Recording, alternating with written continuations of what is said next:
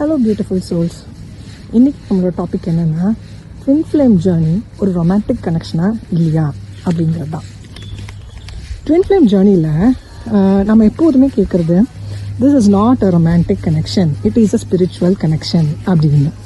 So initial ஸ்டேஜஸில் இருக்கிற எல்லா divine ஃபெமினைன்ஸ்க்கும் இதை கேட்கும்போது தூக்கி வாரி போடும். ஏன்னா ஃபெமினைன்ஸ்க்கு இந்த மஸ்குலைன் மேலே லவ்வுன்னா லவ், அப்படி ஒரு லவ்.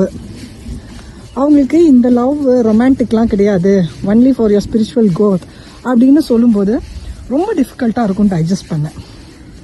நானும் உங்களில் ஒருத்தி தானே, ஸோ உங்கள் பெயின் எனக்கு நல்லா புரியும். அதனால தான் நான் இன்றைக்கி உங்களுக்கு ஒரு உண்மையை சொல்ல போகிறேன். Actually twin flame love is the purest form of love in this world. இந்த மாதிரி ஒரு லவ் ரியல் லைஃப்பில் கிடைக்கிறதுக்கு ரொம்ப கொடுத்து வச்சுருக்கணும். Love without fear and insecurities, இவ்வளோ அழகாக இருக்கும் இல்லைங்களா?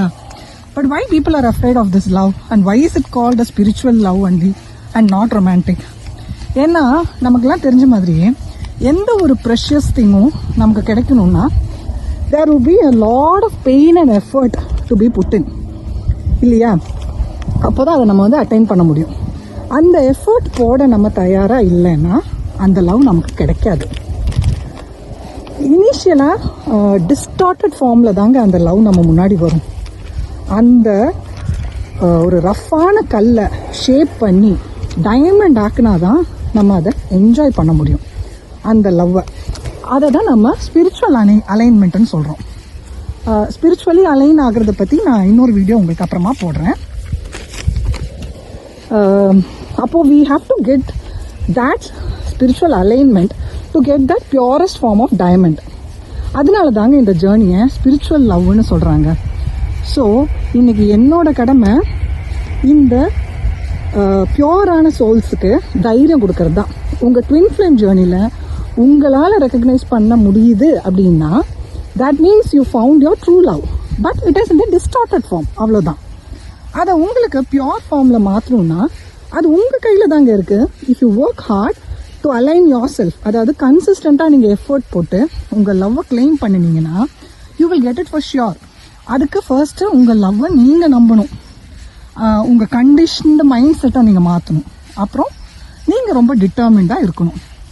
Not easy, but definitely it can be done. ஒரு டிவைன் ஃபெமினைனுக்கு தன்னோட ட்வின்னை மீட் பண்ணுறதே தன்னோட சோல் பர்பஸ் பண்ணதான். So only the chosen once will have this journey.